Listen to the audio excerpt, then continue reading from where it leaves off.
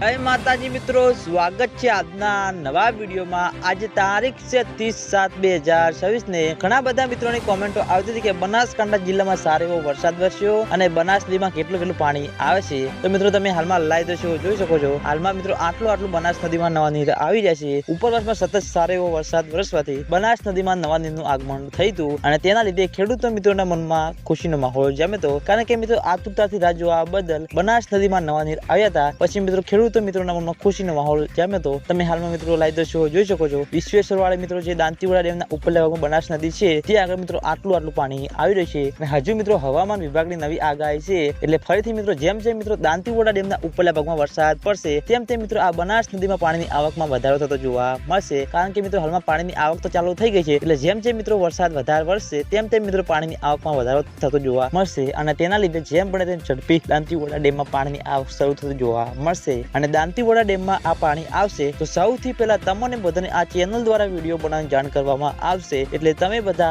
અમારી ચેનલ ઉપર નવા હોય તો વિડીયોને લાઈક કરી દેજો, કોમેન્ટ કરી દેજો અને ચેનલને સબસ્ક્રાઇબ પણ કરી દેજો, જેથી કરીને અમે દાંતીવાડા ડેમ અને બનાસ નદીના અવનવા વિડીયો લઈને આવીએ તો સૌથી પહેલા તમને બધાને ખબર પડી જાય। તો મિત્રો જય માતાજી।